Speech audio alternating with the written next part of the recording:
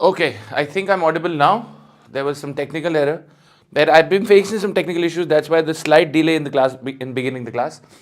As promised earlier, guys, we're back with you. iQuanta is back with you for another session of reading comprehension. We took up 2019 slot 1 yesterday, and we remember it was slightly tough, on the tougher side. Today we'll take a look at slot 2, 2019 itself. Okay. Without further ado, I'll show you the questions first, and then I'll show you the passage, give you some time to go through it, and then go ahead with the answers. Now, one thing I've always maintained, guys, I'll show you the questions, but I will not give you time to, after having read the passage, to go ahead and answer the questions. So you read the passage, you answer the questions. What you can do is probably take a screenshot of the questions that I show you. Okay? So let's see what we have here.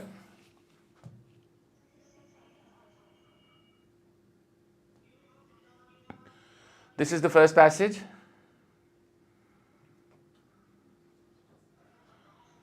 This is the first set of questions.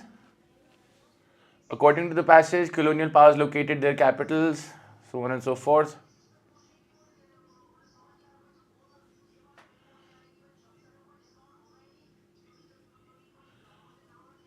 The dilemma mentioned in the passage refers to the dilemma. So there is some sort of dilemma being spoken of.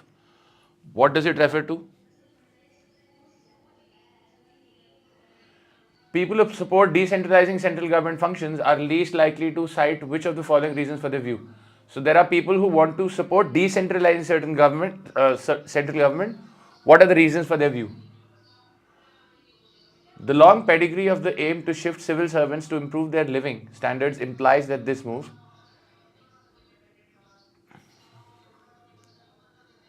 So the long pedigree is something that you have to take a look at. According to the author, relocating government agencies has not always been success for all of the following reasons except. So relocating government agencies has not been success for three of these reasons except one. Right. Let's read the passage now.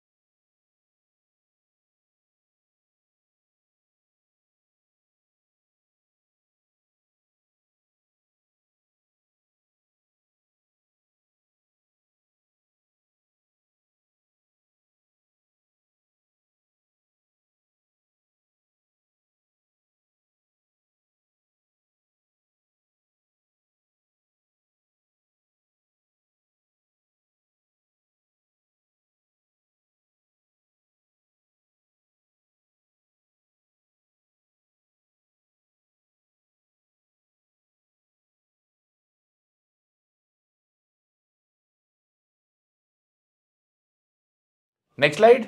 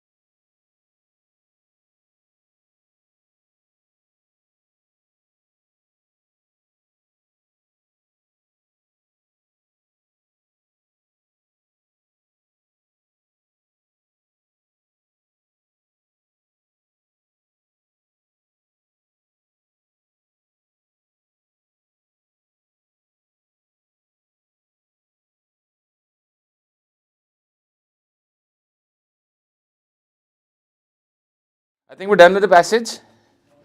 Questions हैं आपके पास? You can go through the questions. In the meantime, I'll explain the passage to you. Yes, let's go. Just taking care of a few things. Got them covered now. And we will go. Vamos!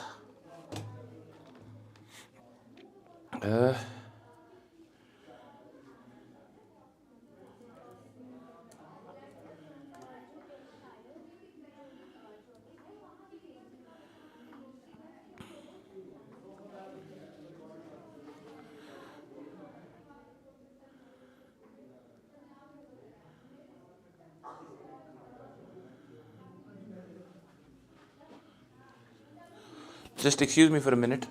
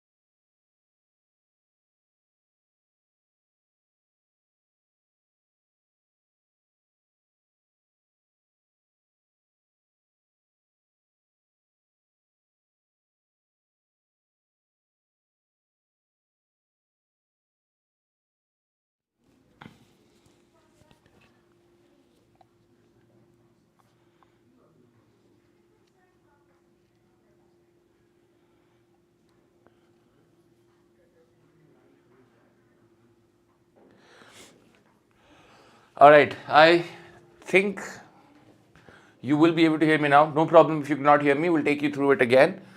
It says, around the world, capital cities are disgorging bureaucrats. In the post-colonial fervor of the 20th century, coastal capitals picked by trade focused. Coastal capitals picked by trade focus. Why? Because coast से trade ज़्यादा होता था. Was spun for regionally neutral ones. मतलब they were changed. But decamping wholesale is costly and unpopular. Governments these days prefer piecemeal dispersal. थोड़ा थोड़ा अलग अलग करते हैं. The trend reflects how the world has changed. In past eras, when the information traveled at snail's pace, civil servants had to cluster together. But now, desk workers can ping emails and video chat around the world. Travel for face-to-face meetings may be unavoidable, but transport links too have improved. Proponents of moving civil servants around promise countless benefits. It disperses the risk that a terrorist attack or natural disaster will cripple an entire government. अगर सारे एक साथ रहेंगे तो अगर सब एक साथ रहेंगे तो एक साथ खत्म भी हो जाएंगे, है ना? Wonks in the sticks will be inspired by new ideas that walled-off capitals cannot conjure up. Autonomous regulators perform best far from the pressure and lobbying of the big city. Autonomous मतलब independent. Some even hail a cure for ascendant cynicism and populism. The unloved bureaucrats of faraway capitals will become as popular as firefighters once they mix with regular folk. Beyond these sunny visions, dispersing central government functions usually has three specific aims: to improve the lives of both civil servants and those living in clogged capitals. तो dispersing central government, तीन specific aims हैं: improve the lives of both civil servants and those living in clogged capitals, to save money, and to redress regional imbalances. The trouble is that these goals are not always realized. The first aim, improving living conditions, has a long pedigree. Pedigree की बात होती है. Pedigree is a history. After the Second World War, Britain moved thousands of civil servants to agreeable English country towns as London was rebuilt. But swapping the capital for somewhere smaller is not always agreeable. Attrition rates can exceed 80%. Attrition is the rate at which people leave an organization. The second reason to pack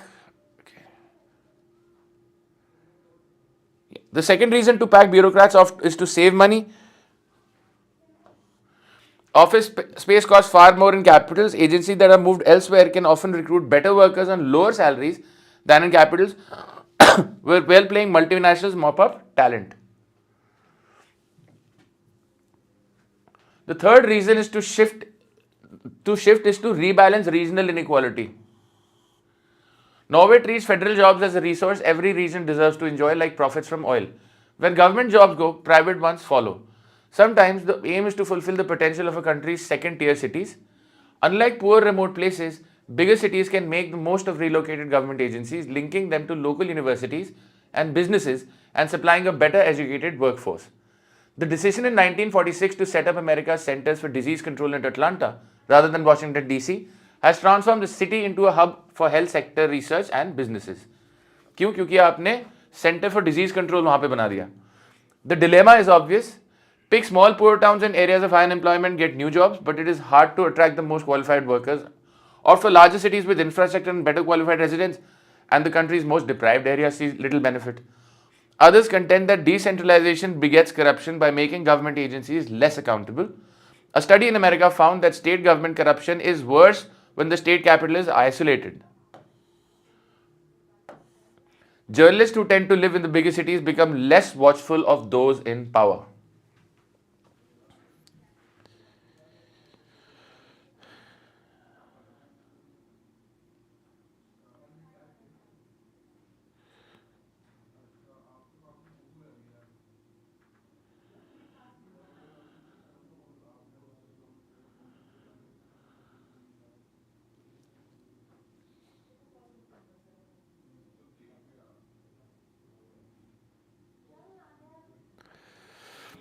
Right. According to the passage, colonial powers located their capitals. क्या answer है इसका?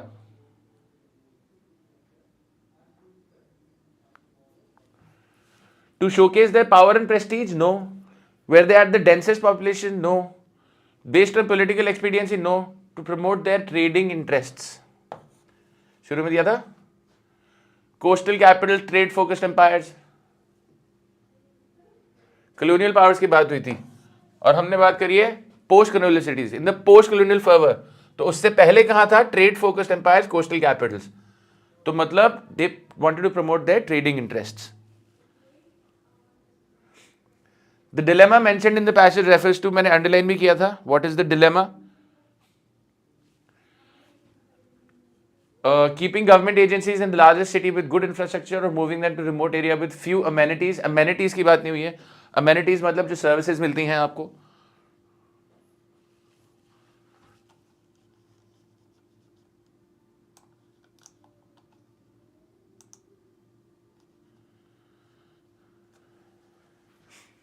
Concentrating on decongesting large cities for focusing on boosting employment in relatively larger cities. In fact, we're moving to smaller cities. Encouraging private enterprise to relocate to smaller towns or not incentivizing them in order to keep government costs in those towns low. Yes. Dilemma आपका ये रहा।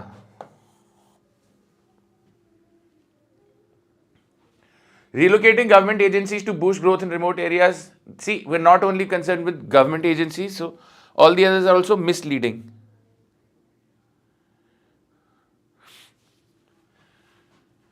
People who support decentralizing central government functions are least likely to cite which of the following reasons for their view.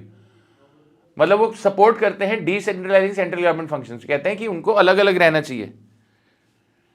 More independence could be enjoyed by regulatory bodies located away from political centers. This is the reason for decentralizing central government, right?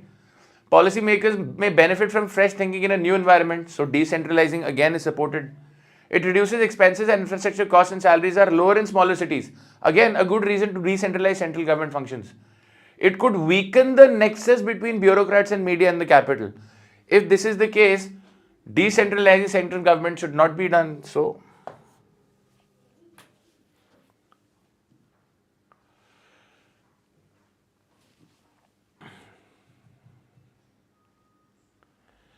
this is the long pedigree we are talking about. The long pedigree of the aim to shift civil servants to improve their living standard implies that this move is not a new idea and has been tried in the past. Long pedigree, हाँ पहले से चलता आ रहा है ये. Has become common practice in several countries worldwide, not sure. Is supported by politicians and the ruling elites, we can't say that. Takes a long time to achieve its intended outcomes. No. So, A is the best answer. According to the author, relocating government agencies has not always been success for all of the following reasons except a rise in pollution levels and congestion in all new locations. Guys, इसकी तो कोई बात हुई नहीं है. Pollution level and congestion की बात हुई नहीं है. A should be the answer. Let's take a look at other options as well. The difficulty of attracting talented, well-skilled people in more remote areas. Yes, that's why they've not been successful. Increased avenues of corruption away from the capital city. Again, a reason why they've not been successful. High staff losses as people may not be prepared to move to smaller towns. Also correct. Also, a reason why they were not successful. A has not been cited, not been mentioned. Clearly is your answer. I hope this is clear. Yes, next passage. I think we've lost a lot of time, so let's try and make up for it. War, natural disasters, climate change. I think this passage was easier than slot 1 yesterday. मुझे ऐसा लगा. विदुषी dilemma ये था ना कि हम जाएंगे तो हमको जाना तो है गरीब जगह में, छोटी जगह में सेटअप करने के लिए, लेकिन छोटी जगह में लोग आते ही नहीं है.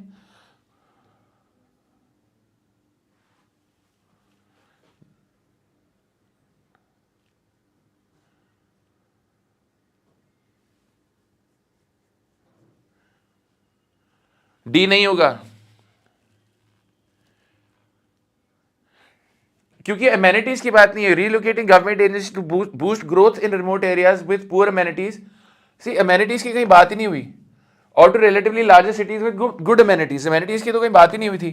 बस ये बोला था जो ज़्यादा एजुकेटेड जो एजुकेटेड प्रोफेशनल है, एजुकेटेड पर्सनल है, वो जाना नहीं चाहते छोटी सिटीज में. They want to be in the bigger cities. Multinational उनको वहाँ पे रख लेते हैं. इसलिए अगर वो चाहते भी हैं कि रूरल एरियाज ग्रो करें, वहाँ पे उनको मैन पावर नहीं मिलती है जैसी उनको चाहिए.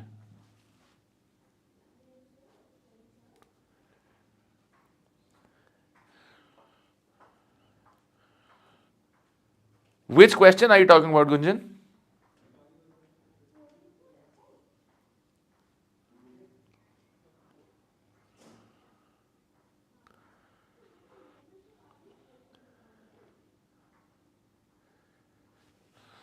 सी बोल रहे हैं encouraging private enterprises to relocate to smaller towns. या तो हम उनको स्मॉलर टाउन में भेजें प्राइवेट सेक्टर्स को, और not incentivising them in order to keep government cost in those towns low. ये हुआ ना. हम चाहते हैं कि ये डिलेमा है, क्या ये करें, या should we encourage private enterprise to relocate to small towns, should we do this, और should be not incentivise them in order to keep government cost in these towns low.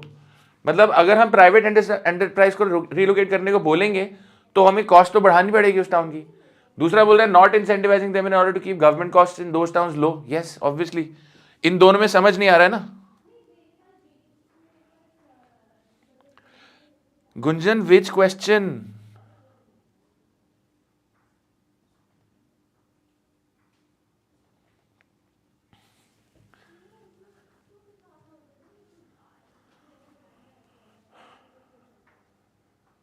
The dilemma is obvious. Pick small, poor towns and areas of high employment, get new jobs, but it is hard to attract the most qualified workers. Opt for larger cities with infrastructure and better qualified residents, and the country's most deprived areas see little benefit. Encouraging private enterprises to relocate to smaller towns. ऐसा करेंगे तो उनको problem है. और not incentivising them in order to keep government cost in those towns low. अगर हम इनको incentivise नहीं करेंगे प्राइवेट एंटरप्राइजेस को, तो गवर्नमेंट कॉस्ट इन टाउन्स में लो रहेगी. गवर्नमेंट कॉस्ट लो रहेगी तो लोग रिलोकेट नहीं करेंगे वहां पे. यही तो डिलेमा है. Gunjan which question Baba?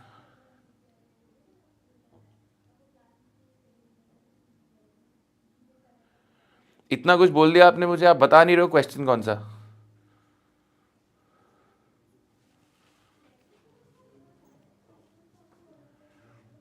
So this is about war, natural disasters, climate change. This is the first question. Please take a look.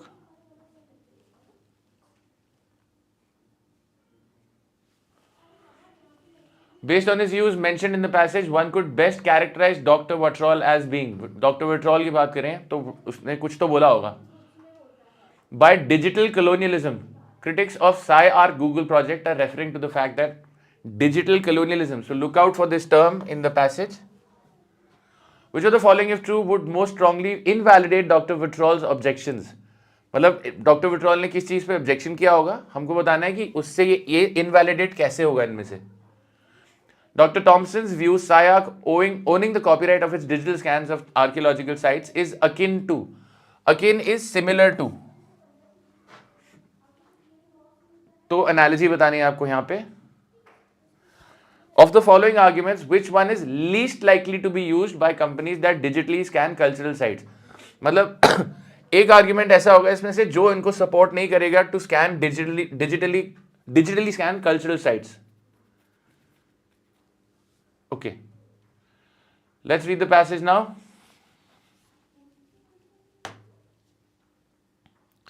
Gunjan which question?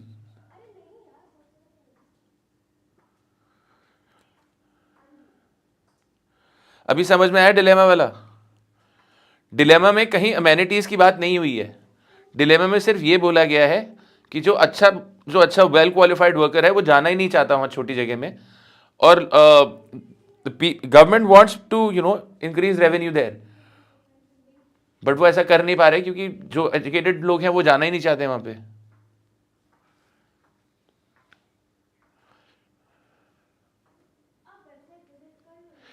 Incentivising की बात डायरेक्टली नहीं हुई है, बट अंडरस्टूड है ये.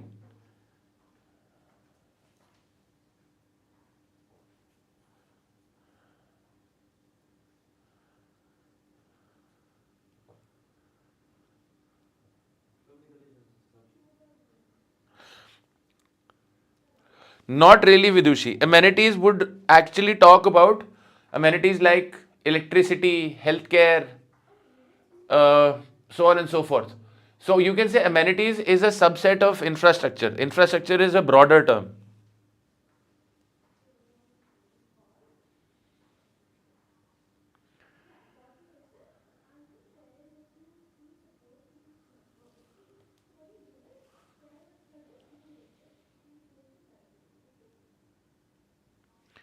No, we are talking about private enterprises as well Sumedha. बिल्कुल कर रहे हैं. सिर्फ गवर्नमेंट से थोड़ी काम चलेगा. प्राइवेट एंटरप्राइज को वहां भेजेंगे तभी तो जॉब्स जनरेट होंगे. कितने सारे गवर्नमेंट जॉब्स होंगे नहीं तो.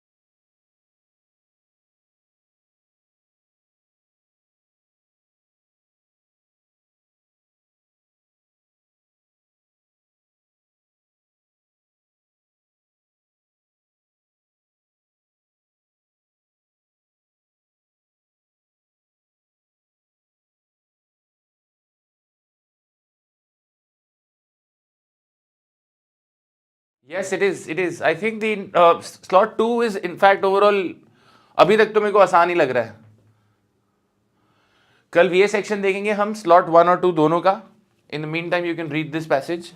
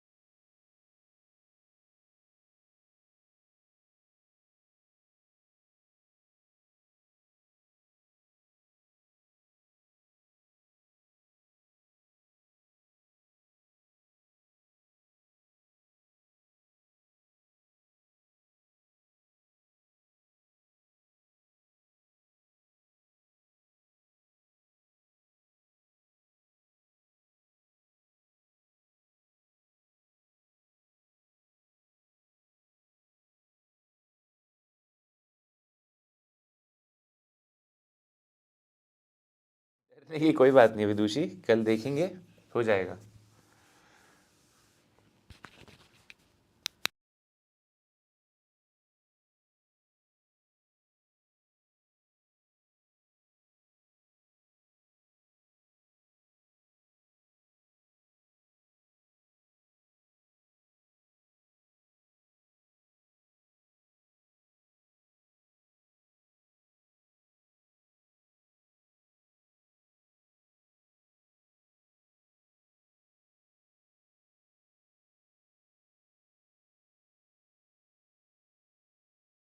Wait for others to finish as well.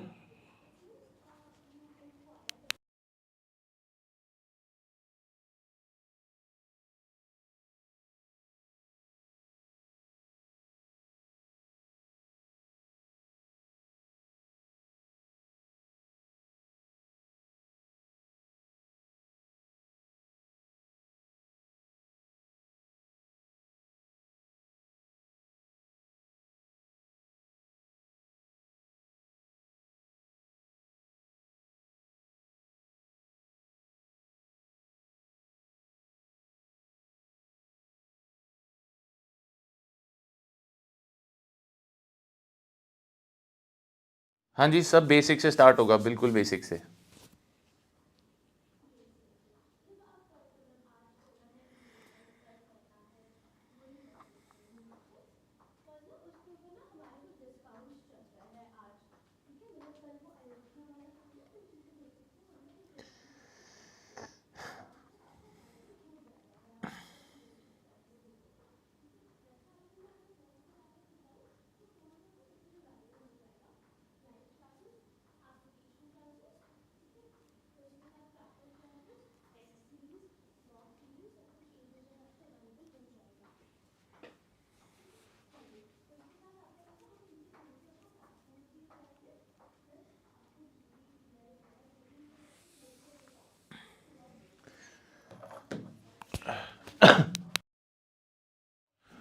ठीक है. लास्ट वीक ऑफ जनवरी में स्टार्ट हो जानी चाहिए क्लासेस. ज़्यादा टाइम है नहीं, मतलब I think after this weekend शुरू हो जाएंगी. आप सभी लोग बोल रहे हैं इजी पैसेज, तो I just take you through it very very quickly once. War, natural disasters, and climate change are destroying some of the world's most precious cultural sites. Google is trying to help preserve these archaeological wonders by allowing users access to 3D images of these treasures through its site. But the project is raising questions about Google's motivations and about who should own the digital copyrights. Some critics call it a form of digital colonialism.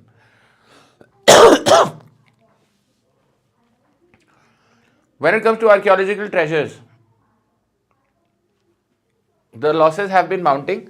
ISIS blew up parts of the ancient city of Palmyra in Syria, and an earthquake hit Bagan, an ancient city in Myanmar, damaging dozens of temples in 2016. In the past, all archaeologists and historians had for restoration and research were photos, drawings, remnants, and intuition. But that's changing. Before the earthquake had begun, many of the temples on the site were scanned. These scans are on Google's Art and Culture site. The digital renditions allow viewers to virtually wander the halls of the temple, look up close at paintings, and turn the building over to look up at its chambers. Google Arts and Culture works with museums and other non-profits to put high-quality images online. The images of the temples in Bagan are part of a collaboration with SciArt, a non-profit that creates a 3D scanning of historic sites. Google says it doesn't make money off this website, but it fits in with Google's mission to make the world's information available and useful. Critics say the collaboration would be an attempt by a large corporation to wrap itself in the sheen of culture.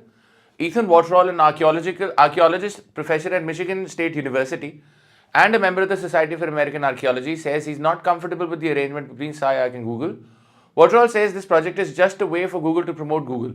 They want to make this material accessible to people who will browse it and be filled with wonder by it, he says. But at its core, it's all about advertisements and driving traffic. Waterall says these images belong to the site of a museum or educational institution where there is a serious scholarship and a very different mission. There's another issue for some archaeologists and art historians. SciArc owns the copyrights of the scans, not the countries where these sites are located. That means the countries need SciArc's permission to use these images for commercial purposes. Erin Thompson, a professor of art crime at John J. College of Criminal Justice in New York City, says it's the latest example of a Western nation appropriating a foreign culture, a centuries-long battle. SciArc says it copyrights the scans so no one can use them in an inappropriate way. The company says it works closely with authorities during the process, even trained local people to help. Critics like Thompson are not persuaded. She would prefer the scans to be owned by the countries and the people where these sites are located. So, very simple passage.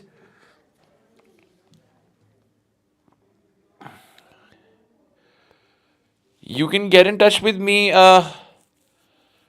I don't know. You you can get in touch with me through Facebook, Instagram, or maybe I don't know. I think when you join the course, there will be a common group that will be created. वहाँ पे you can get in touch with me. ठीक है. Let's move to the questions. Based on his views mentioned in the passage, one could best characterize Dr. Waterall. Dr. Waterall क्या था जो कह रहे थे यार ये तो गलत कर रहे हो तुम लोग, ऐसा नहीं होना चाहिए. Opposed to the use of digital technology in archaeological and cultural sites in developing countries. See, this is a very wayward way of saying that opposed to the use of digital technology. What exactly was he opposed to? वो बताना पड़ेगा, ठीक है?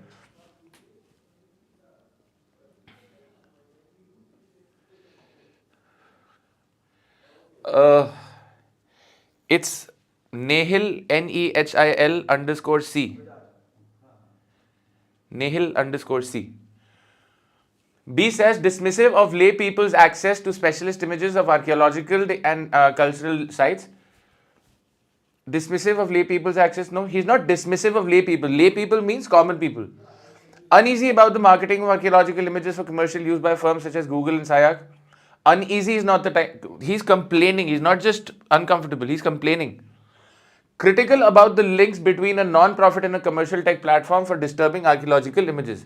That's exactly what he's saying. Google is saying that they're not doing it for profit, but this is just another way of directing traffic. और इसी में वो गलतियां निकाल रहे हैं उनकी.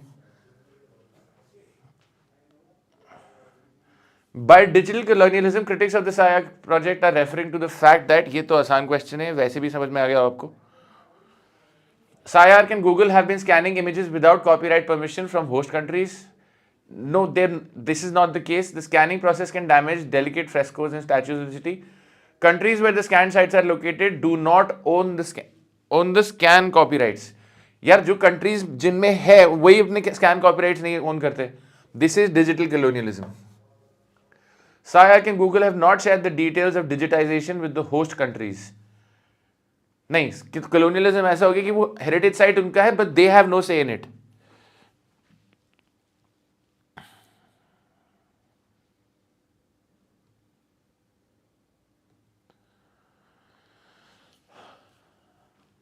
Which of the following, if true, would most strongly invalidate Dr. Waterall's objections? Dr. Waterall का objection क्या था? कि ये अपने पास क्यों रखते हैं सारी images, copyright अपने पास क्यों रखते हैं?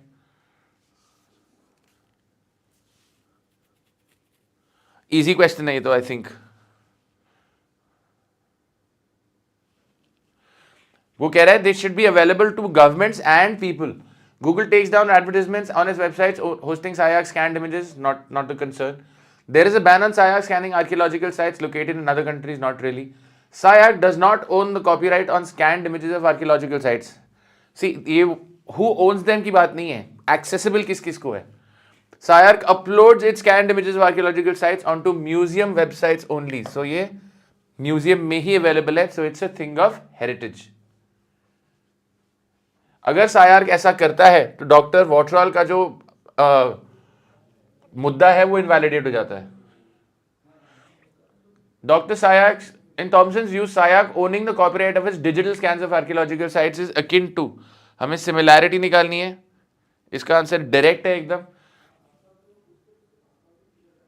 Tourist uploading photos, monuments, no. Seizing of ancient Egyptian artifacts by a Western museum. कि आपने जाके किसी और के आर्टिफैक्ट्स अपने पास रख लिए. Illegal downloading of content from the internet, no. Digital platforms capturing users' data. User data is also not a concern. It is actually an easy passage. Of the following arguments, which one is least likely to be used by the companies that digitally scan cultural sites?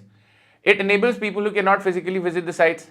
अगर ये है तो company, अगर if A is true that the company should be able to digitally scan cultural sites. It helps preserve precious images in case the sites are damaged or destroyed. Absolutely. Digital scan होना चाहिए. It allows a large corporation to project itself as a protector of culture. This is fake. This is not the reason. It provides images free of cost to all users. Yes. So the least likely one is option C. I hope this is clear.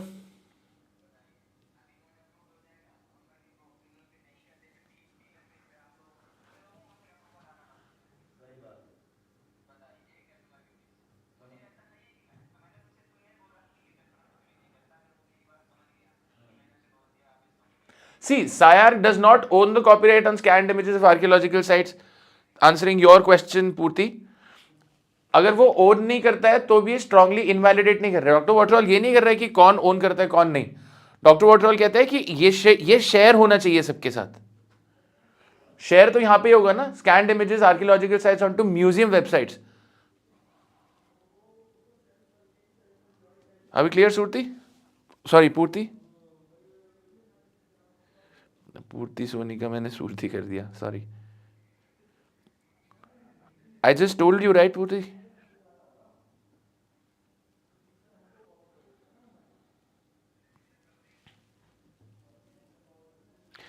Don't worry about it Vidushi, अभी हमने पढ़ाई शुरू ही नहीं करी है, ये तो warm up चल रहा है.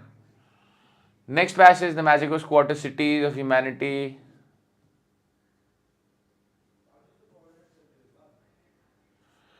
Let's look at the questions.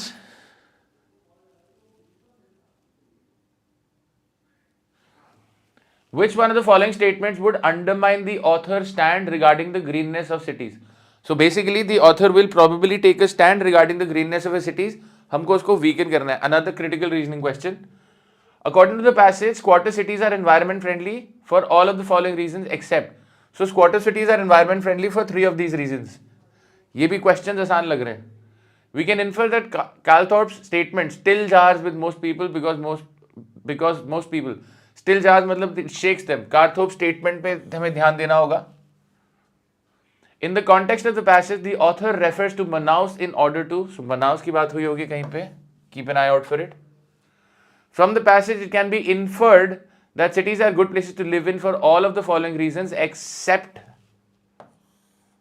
तो इन 4 में से 3 रीजन ऐसे होंगे which make cities a good place to live. Let's read the passage now. Yes, Jafar. That's my name on Instagram. That's actually my artist name. I used to, अभी भी कर लेता हूँ, I used to do a lot of DJing as well.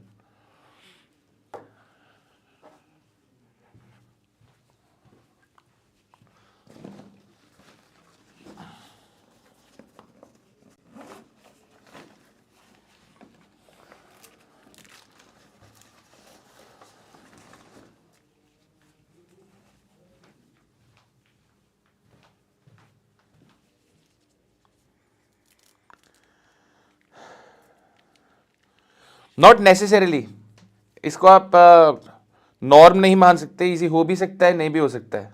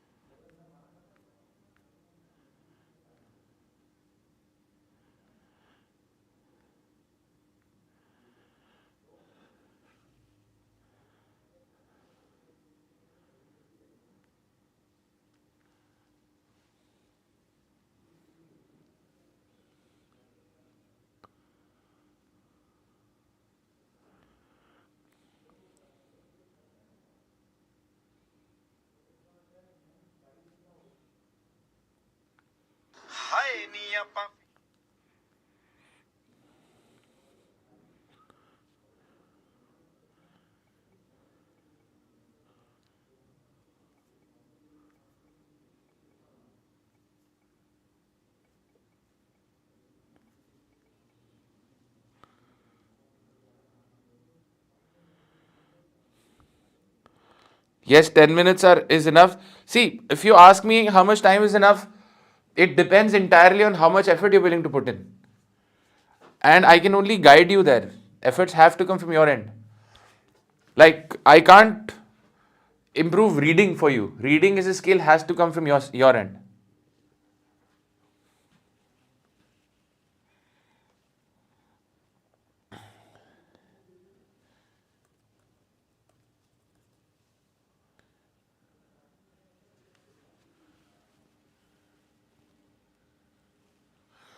Squatter कैसे समझाऊं?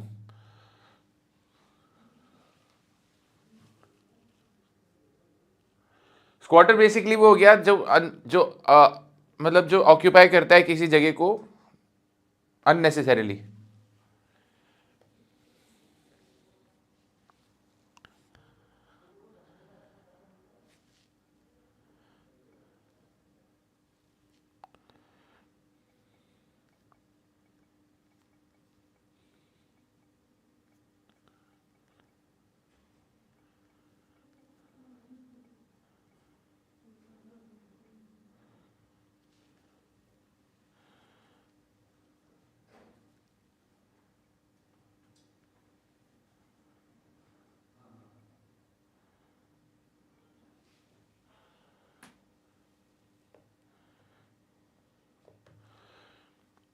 ये warrior mindset और विशाल रंजन क्या बात कर रहे हैं? Shall we move to the next page?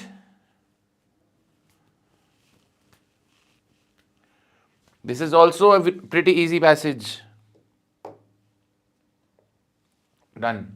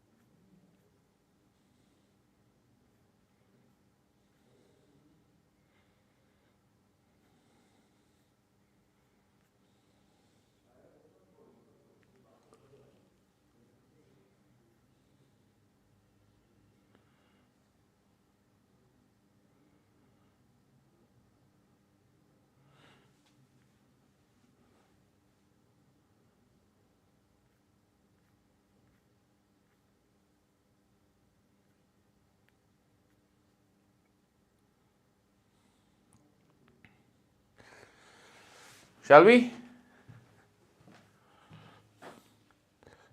What say?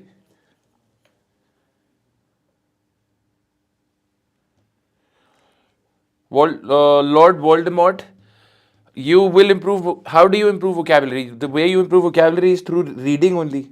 When you read something which you come across, well, these are all the tips which I will be sharing in the class itself, guys. Today, as I said, we're only talking about 2019 paper, so stick to it. I can give you one tip though. आपकी सारी समस्या का उपाय एक वही है, reading. Reading will take care of everything.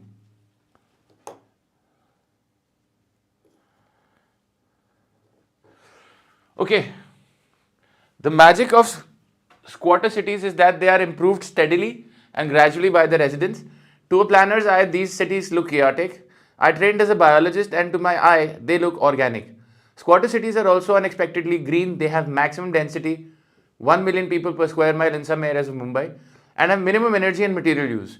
People get around by foot, bicycle, rickshaw, or the universal share taxi. Not everything is efficient in the slums though. In the Brazilian favelas where electricity is stolen and therefore free, people leave their lights on all day. But in most slums, recycling is literally a way of life. The Dharavi slum in Mumbai has 400 recycling units and 30,000 rag pickers. 6,000 tons of rubbish are sorted every day. In 2007, The Economist reported that in Vietnam and Mozambique, waves of gleaners sift the sweepings of Hanoi's streets just as Mozambican children pick over the rubbish of Maputo's main tip. Every city in Asia and Latin America has an industry based on gathering up old cardboard boxes. In his 1985 article, Calthorpe made a statement, इसकी बात हुई थी, made a statement that still jars with most people. The city is the most environmentally benign form of human settlement. Each city dweller consumes less land, less energy, less water, and produces less pollution than his counterpart in settlements of lower densities. Green Manhattan was the inflammatory title of a 2004 New Yorker article by David Owen. By the most significant measures, he wrote, New York is the greenest community in the United States and one of the greenest cities in the world.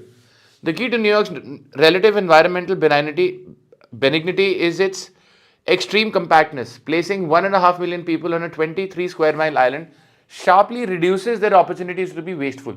He went on to note that this very compactness forces people to live in the world's most energy efficient apartment buildings. Very interesting fact. Makes sense as well. Urban density allows half of humanity to live on 2.8% of the land. Consider just the infrastructure efficiencies. According to a 2004 UN report, the concentration of population and enterprises in urban areas greatly reduces the unit cost of piped water, sewers, drains, roads, electricity, garbage collection, transport, healthcare, and schools. The nationally subsidized city of Manaus in North Brazil. Manaus की भी बात हुई थी in one of the questions. In northern Brazil answers the question of how to stop deforestation, give people decent jobs. Then they can afford houses and gain security. 100,000 people who would otherwise be deforesting jungle around Manaus are now prospering in town, making such things as mobile phones and televisions. Of course, fast-growing cities are far from an unmitigated good. They concentrate crime, pollution, disease, and injustice as much as business, innovation, education, and entertainment. But if they are overall a net good for those who move there, it is because cities offer more than just jobs. They are transformative in the slums as well as the office towers and leafy suburbs. The progress is from hick to metropolitan to cosmopolitan. Hick to metropolitan to cosmopolitan. तो छोटे से बड़ा फिर बड़े से और बड़ा.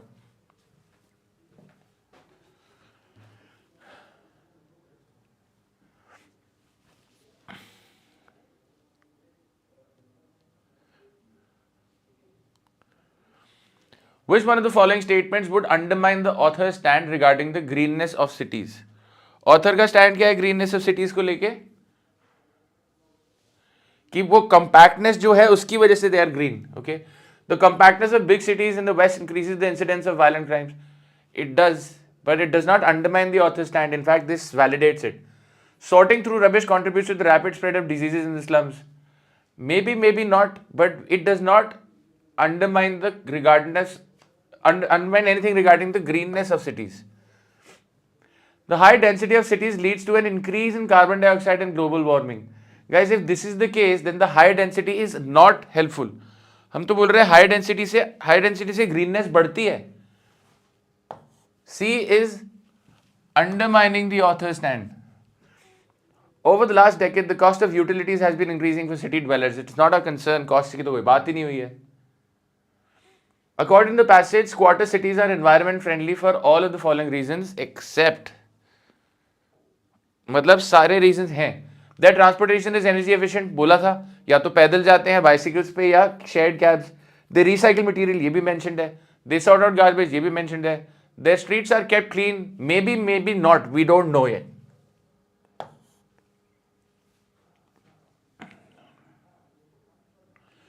We can infer the Calthorpe statement still jars with most people because most people, कहाँ था Calthorpe का statement still jars? ये. The city is the most environmentally benign form of human settlement. Each city dweller consumes less land, less energy, less water, and produces less pollution than its counterpart in settlements of lower densities.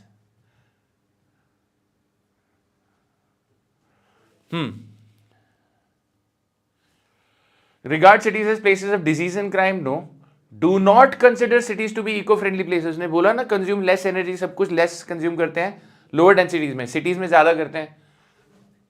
Clearly B.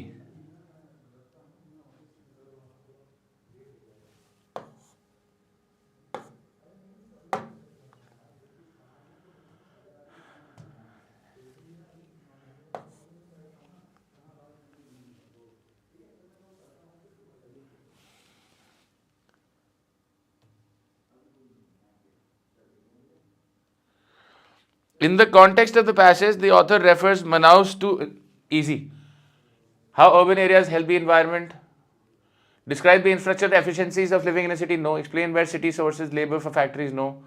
Promote cities as employment hubs for employees? No. Explain how urban areas help the environment. कैसे?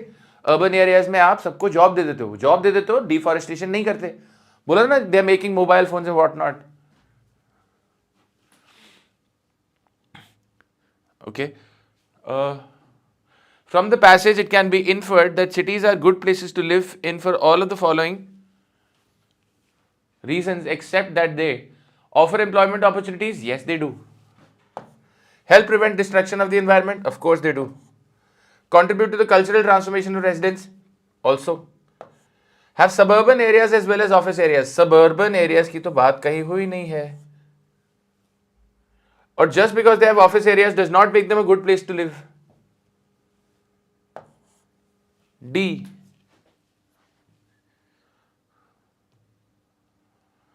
आसानी लगा मुझे. ठीक है.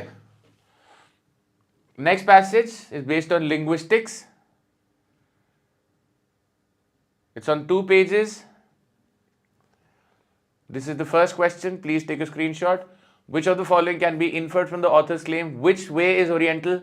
So we'll keep an eye out for this question. Which way is oriental?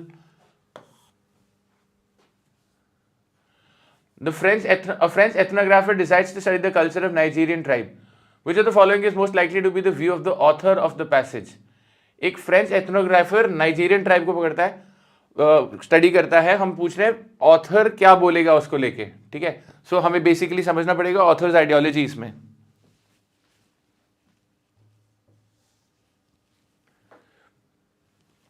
The author's critics would agree that author को criticize जो करेगा तो मतलब against the author's perspective. According to the passage, which of the following is not responsible for language's ability to change us? Language हमें क्यों change नहीं कर पा रही ये बताना है. Okay.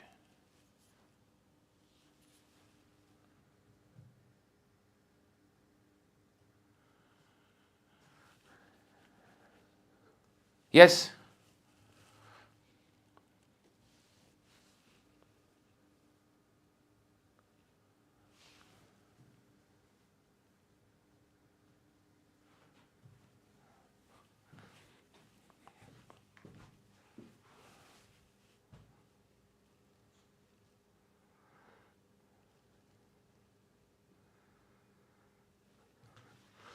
कल्चरल ट्रांसफॉर्मेशन तो मेंशन्ड है.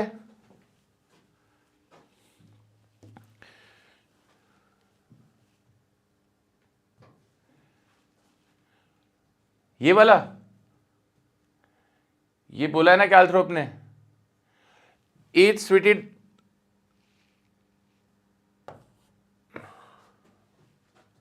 still jars with most people.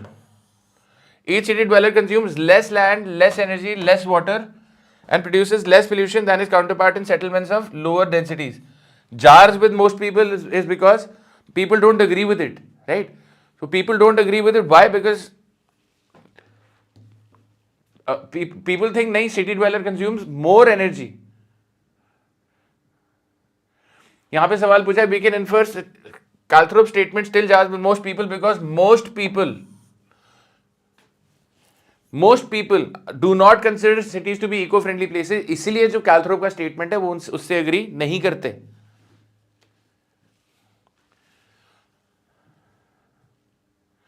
Suburbs mentioned है, but how does having a suburb make the city a good place to live? Just because it is mentioned does not have to be the right answer, na? और सी तो अगर if it contributes to cultural transformation of residents, then it is actually a good thing for people.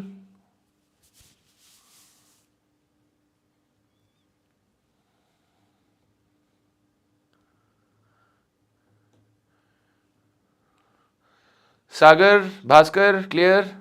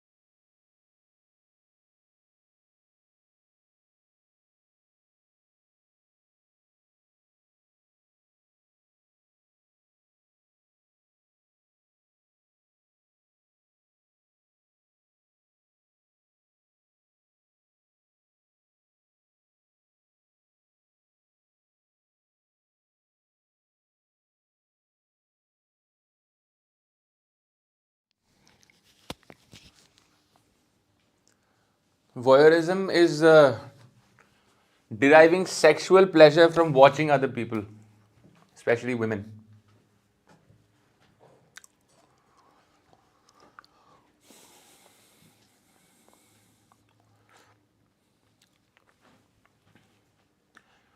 Linguistics.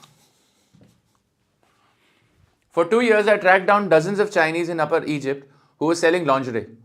In a deeply conservative region where Egyptian families rarely allow women to work on own businesses, the Chinese flourished because of their status as outsiders. They didn't gossip and they kept their opinions to themselves. In a New Yorker article entitled Learning to Speak Lingerie, I described the Chinese use of Arabic as another non threatening characteristic. I wrote, unlike Mandarin, Arabic is inflected for gender, and Chinese dealers who learn the language strictly by ear often pick up speech patterns from female customers. I've come to think of it as a lingerie dialect, and there's something disarming about these Chinese men speaking in the feminine voice. When I wrote about the Chinese in the New Yorker, most readers seemed to appreciate the unusual perspective, but as I often find with topics that involve the Middle East, some people have trouble getting past the black and white quality of byline. This piece is so Orientalist, I don't know what to do. Aisha Ghani, a reporter who worked at the Guardian, tweeted. Another colleague at the British paper, Imam Amrani, agreed. I wouldn't have minded an article on the subject written by an Egyptian woman. Probably would have had better insight. Interesting passage, rather interesting passage. As an MOL, man of language, I also take issue with this kind of essentialism. Empathy and understanding are not inherited traits, and they are not strictly tied to gender and race. An individual who wrestles with a difficult language can learn to be more sympathetic to outsiders and open to different experiences of the world. This learning process, the embarrassments, the frustrations, the gradual sense of understanding and connection, is invariably transformative. In Upper Egypt, the Chinese experience of struggling to learn Arabic and local culture have made them much more thoughtful. In the same way, I was interested in their lives not because of some kind of voyeurism, but because I had also experienced Egypt and Arabic as an outsider. And both the Chinese and the Egyptians welcomed me because I spoke their languages. My identity as a white male was far less important than my ability to communicate. And that easily lobbed word Orientalist hardly captures the complexity of our interactions. What exactly is the dynamic when a man from Missouri observes a Zhejiang native selling lingerie to an Upper Egyptian woman? If all of us now stand beside the same river, speaking in ways we all understand, who's looking east and who's looking west? Which way is Oriental? Which way is Oriental? Who decides what is Oriental? For all our current interest in identity politics, there is no corresponding sense of identity linguistics. You are what you speak. The words that run throughout your mind are at least as fundamental to your selfhood as is your ethnicity or your gender.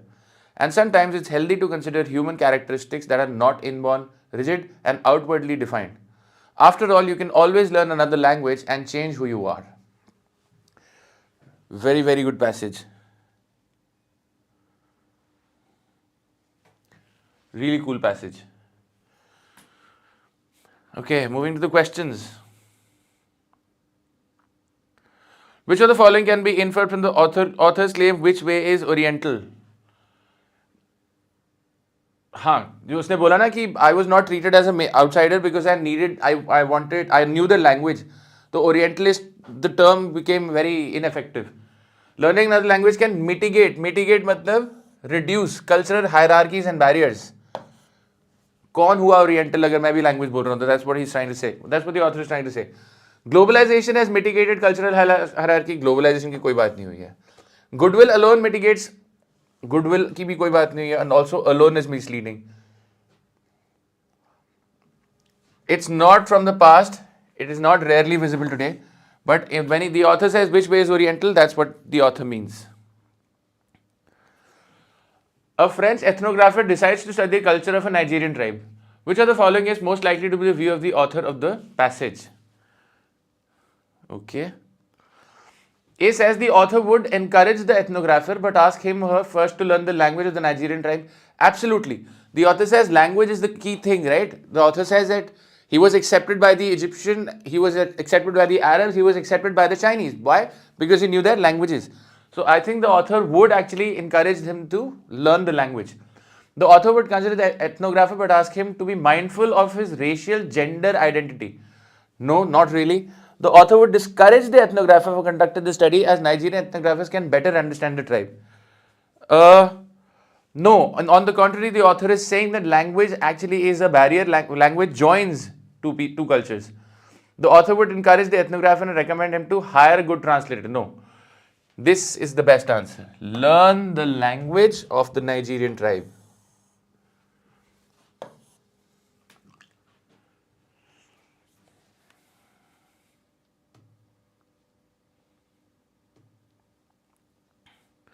The author's critic would argue that empathy can overcome identity politics. Language is insufficient to bridge cultural barriers. Guys, जो author का critic होगा वो तो यही बोलेगा ना कि language is insufficient क्योंकि author बोल रहा है language is sufficient. So B, linguistic politics can be erased. Orientalism cannot be practiced by Egyptians. Not really. According to the passage, which of the following is not responsible for language's ability to change us? The ups and downs involved in the course of learning a language. Yes, this would change us. Language's intrinsic connection to our notions of self and identity. This would also change us. Language's ability to mediate the impact of identity markers one is born with. Yes, that would also change us. The twists and turns in the evolution of language over time. Guys, we're not talking about the evolution of language. We're talking about how language is changing us, right?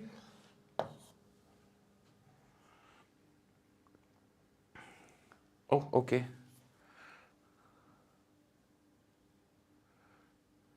I think this is the last passage. I would say 2000 slot 2 is much easier than slot 1. Having said that, guys, I would also vouch for something else. 2019 slot A में, slot 1 में अगर आपका verbal मुश्किल था तो quant आसान रहा होगा, और यहाँ पे अगर वर्बल आसान है तो क्वांट मुश्किल रहा होगा. ऐसा नहीं होगा कि आपका पेपर ही आसान आ जाएगा. ठीक है, लास्ट पैसेज है. This is the first question. All of the following statements about British colonialism can be inferred from the first paragraph, except. तो इन चार में से तीन चीजें आप इन्फर कर सकते हैं फर्स्ट पैराग्राफ में से. All of the following statements, if true, could be seen as supporting the arguments in the passage, except. तो मतलब इन चार में से भी तीन सपोर्ट करेंगे arguments in the passage को. Consequently, the colonial state could not settle for simply for eminence at the cost of its marginality. It began to take initiatives to introduce the logic of modernity into Indian society. We'll keep an eye out for this line. Which of the following best captures the sense of this statement? Easy question, वैसे भी कर सकते हैं आप बिना passage देखे. Which of the following 5-word sequences best captures the flow of the arguments in the passage? This is a good question, okay? ऐसे generally आया नहीं है, सिर्फ 19 में आया था, और आई थिंक सिर्फ 19 में ही आया था ये. 19, I think 20 also. Which of the following observations is a valid conclusion to draw from the author's statements? The logical structure of endogenous change does not apply here. Here, transformation agendas attack as an external force. तो इस line का भी ध्यान रखेंगे.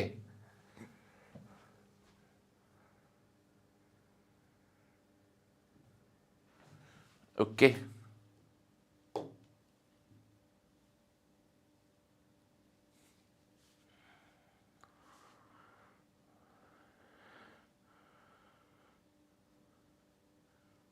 विदुषी ऐसा कुछ नहीं है, सच बता रहा हूं मैं आपको. कहीं अब ये सोचने लगे कि यार स्लॉट 1 आसान है, स्लॉट 2 आसान है, ऐसा नहीं होता है.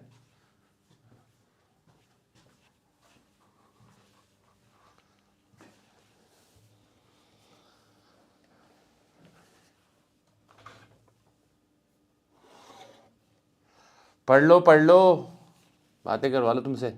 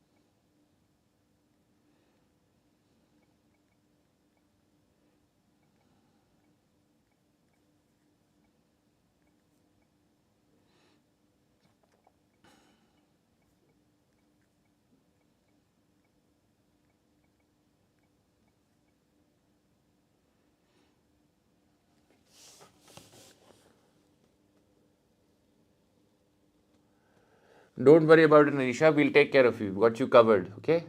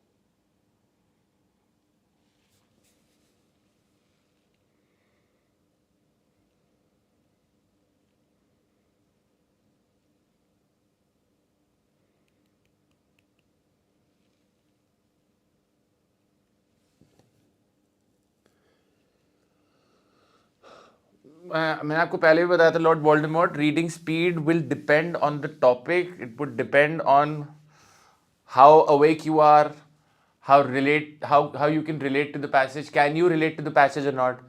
An ideal reading speed that is expected in cat to be able to do everything is approximately 350 words per minute, but I think that's a little too much for you, but that's what is expected. And reading speed अगर आपकी अच्छी है वो that's not the only thing. But along with reading speed you cannot compromise on the comprehension. ऐसा नहीं कि पढ़ लिया और ख़त्म.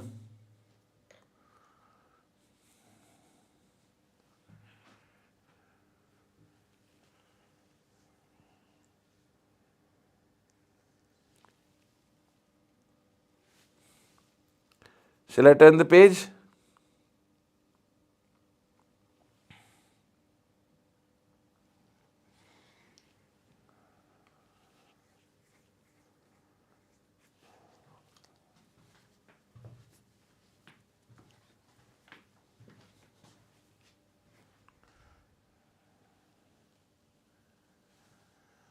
Yes, comprehending speed matters most.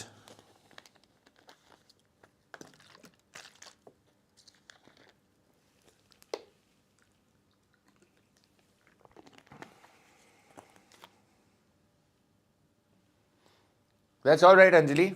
As I said, we don't need to understand all the passages. नहीं भी समझ में आया पैसेज कोई बात नहीं, as long as we're able to answer questions, we're good. But हम देखेंगे पैसेज को, पहले एक बार पढ़ लीजिए सब लोग.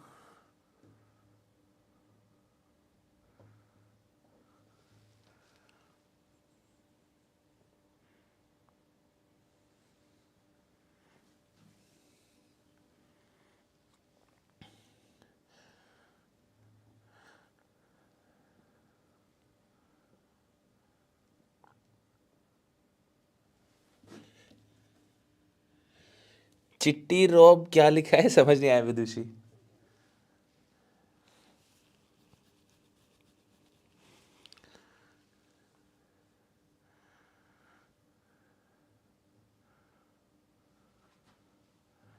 चिट्टी रोबो, ओ चिट्टी, अच्छा.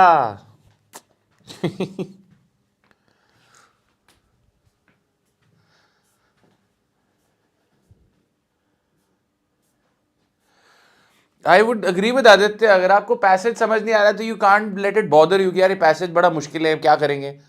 पढ़ो उसे, जिस समझो, look at the answer questions, and from the exam perspective it's not necessary कि आपको सारे क्वेश्चन आंसर ही करने हैं. जो आंसर कर पा रहे हो करो, नहीं कर पा रहे कोई बात नहीं, बट मेकअप फॉर दैट. ऐसा नहीं कि सारे क्वेश्चन आंसर ही नहीं कर पा रहे. कुछ पैसेज हो सकता है difficult. It's important for you to be able to choose which passage to attempt, which passage not to attempt. जैसे मान लीजिए ये पैसेज है, अगर आपके बाकी 4 पैसेज अच्छे हो गए हैं तो you can choose not to attempt this.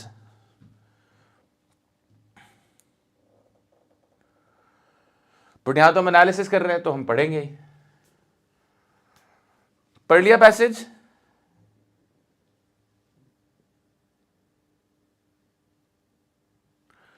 Epoch is a period of time.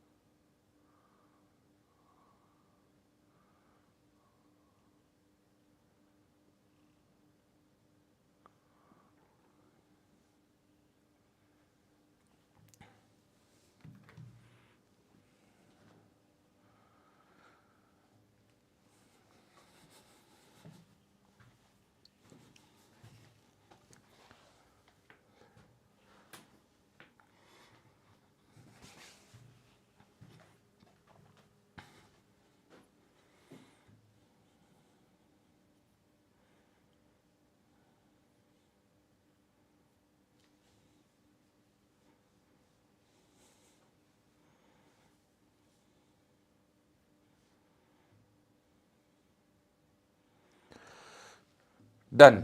Okay, देखते हैं भैया ऐसा क्या समझ नहीं आ रहा है. British colonial policy. British colonial policy went through two policy phases, or at least there were two strategies between its policies actually oscillated, sometimes to its great advantage. At first, the new colonial apparatus exercised caution and occupied India by a mix of military power and subtle diplomacy. ये तो पता है हमको. Mix of military power and subtle diplomacy. The high ground in the middle of the circle of the circles. This, however, pushed them into contradictions. For whatever their sense of strangeness to the country and thinness of colonial presence, the British colonial state represented the great conquering discourse of Enlightenment rationalism, entering India precisely at the moment of its greatest unchecked arrogance. Rationalism, arrogance.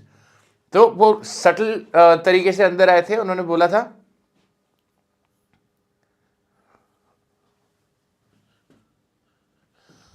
हाँ, so they came in a very subtle manner. They came in with a mix of military power. They came in with subtle diplomacy, but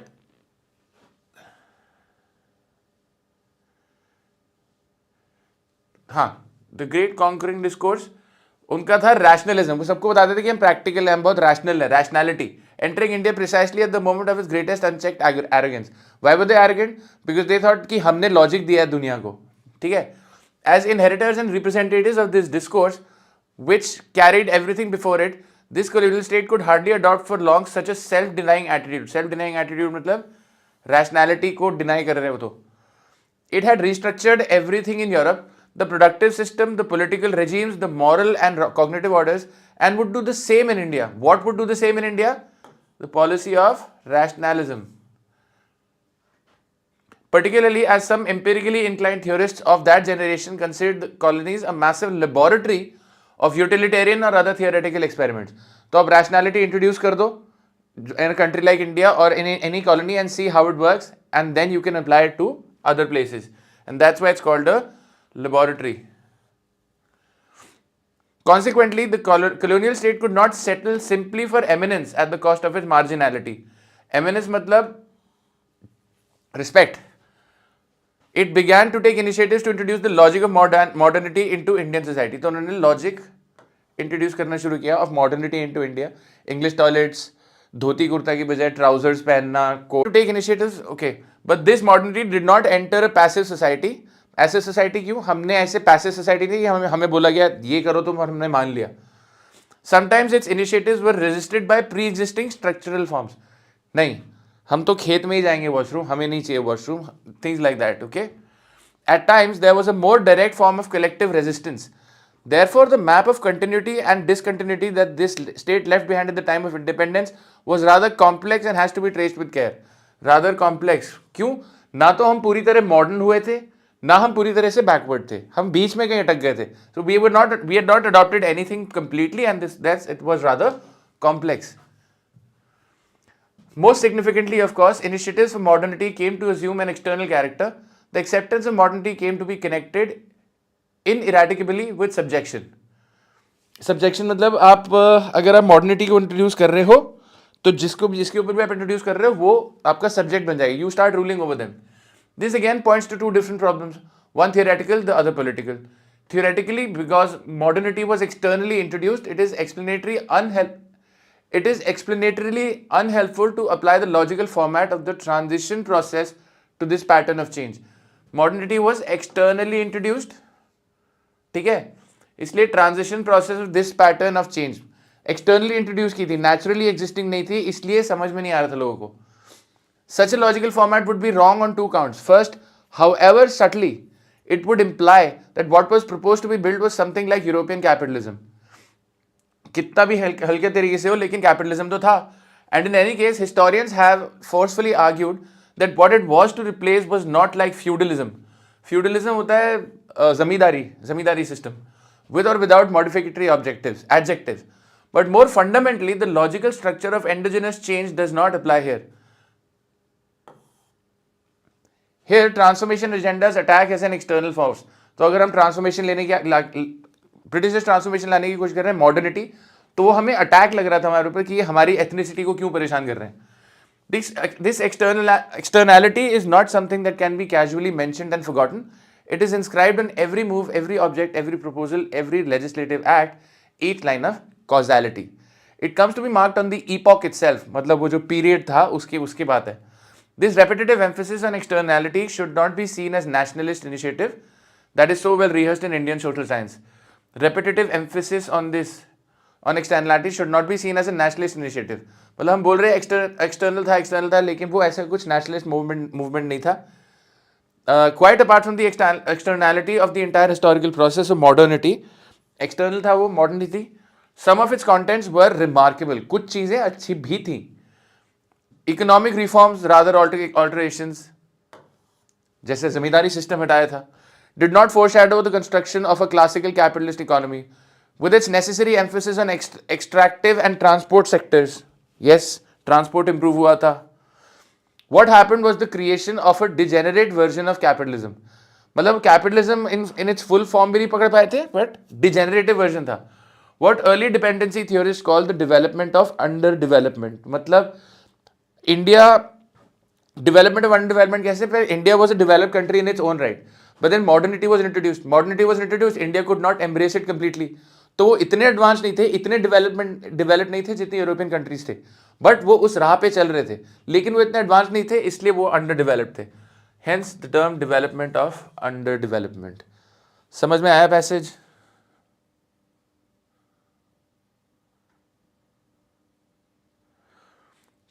कुछ समझ में आया?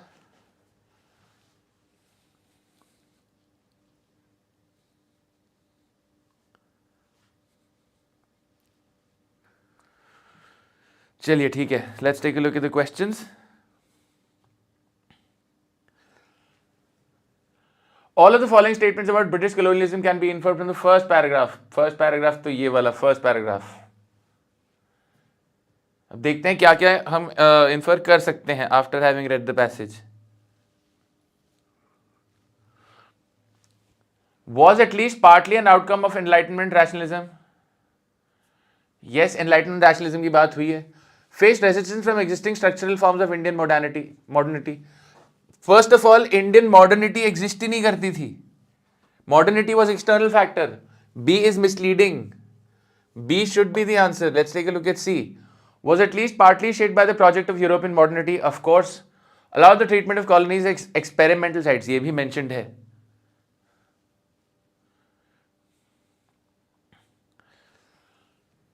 All of the following statements, if true, could be seen as supporting the arguments in the passage, except the introduction of capitalism in India was not through the transformation of feudalism as happened in Europe. Yes, true.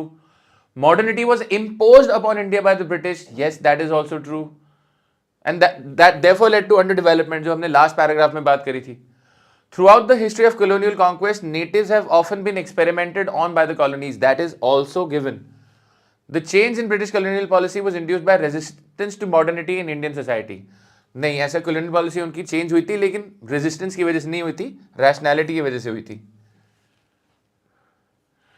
Consequently, the colonial state could not settle simply for eminence at the cost of its marginality. It began to take initiatives to introduce the logic of modernity into Indian society. Which of the following best captures the essence of this statement? The colonial state's eminence was unsettled by its marginal possession. Therefore, it developed India by modernizing it. Modernize हुआ ही नहीं India. The colonial enterprise was a costly one. So, to justify the cost, it began to take initiatives to introduce the logic of modernity. Yes, true. ये भी mentioned है. The colonial state. नहीं, sorry. Cost की कहीं बात नहीं हुई है. The colonial state felt marginalized from Indian societies because of its own modernity. उनकी modernity मतलब उनको लगता था कि हम इतने कम क्यों हैं? They inferior, not minority feel कर रहे थे. Therefore, it sought to address the marginalization by bringing its modernity to change Indian society. उनको लगता था कि हम बहुत minors हैं यहाँ पे, Indian culture बहुत ज़्यादा prevalent है, तो उन्होंने modernity induce कर दी वहाँ पे. See. Cost of its marginality, it began to take initiatives to introduce the logic of modernity, अपनी marginality खत्म करने के लिए.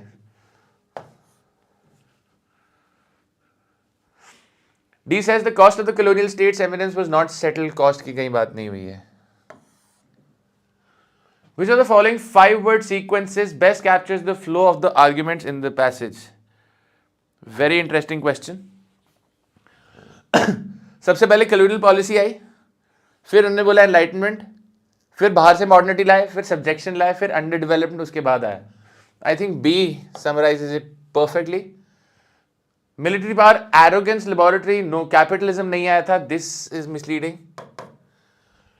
Colonial policy, okay. Arrogant rationality, not arrogant rationality. Resistance also इतना important नहीं है. Also independence की कहीं बात नहीं हुई है. Military power, colonialism, restructuring, feudalism की कोई बात नहीं हुई है. Capitalism की भी बात नहीं हुई है. Which of the following observations is a valid conclusion to draw from the author's statement that the logical structure of endogenous change does not apply here? Here, transformation agendas attack as an external force.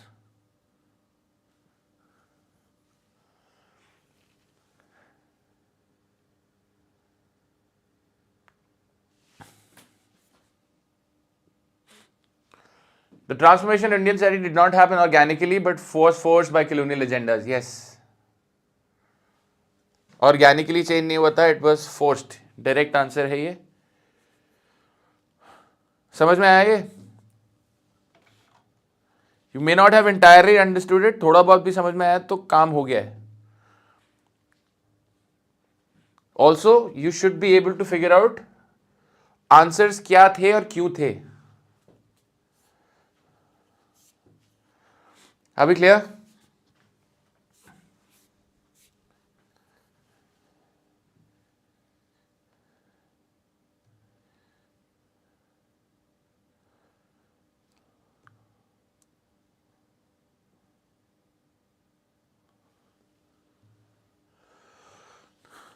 ठीक है, जो समझ नहीं आएगा उसके लिए I am here for you. आप मुझसे पूछो, I'll do whatever I can in my power to help you out. But दो चीज़ें हैं, स्टे विथ मी, ओके. दो चीज़ें, एक चीज़ तो प्रॉब्लम होती है जैसे मैं एक पैसेज के दूसरे क्वेश्चन कर रहा हूँ, आप मेरे से पूछते हो लास्ट पैसेज का थर्ड क्वेश्चन, वो नहीं. Try and be on time, try and B with the class. थोड़ी सी छोटी सी क्लास होती है, 2 घंटे की क्लास है, उसमें आप साथ में रहेंगे तो सही रहेगा. अच्छा, if you remember guys, in the last week हमारा एक दिन यूट्यूब नहीं चल रहा था तो हमारी क्लास कैंसिल हो गई थी. So the next day we did 2 VA sections together, remember?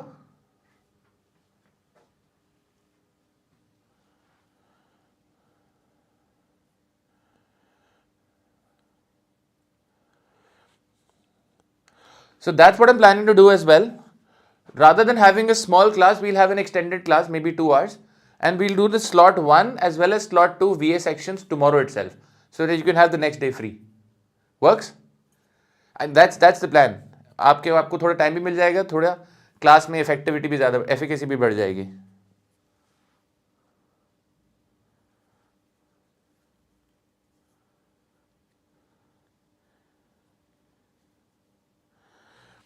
वो कुछ बना नहीं था, उसमें कोई बात नहीं है, बट हम दोनों एक साथ करेंगे कल क्लास, ठीक है?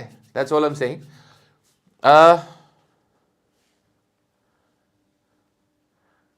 वेंकटा,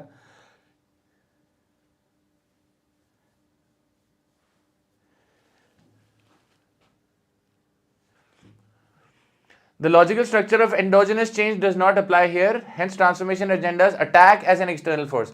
Endogenous change मतलब something that comes from within, वो अप्लाई नहीं होता है, इसलिए वो एक्सटर्नल की फोर्स की तरह आया था. Did not happen organically. Organically is as good as endogenous. Attack as an external force, but was forced by colonial forces.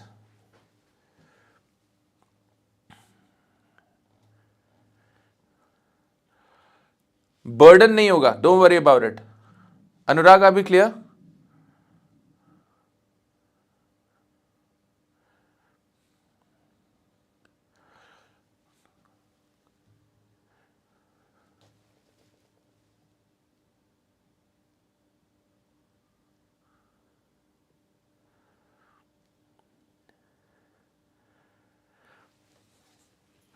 Yes.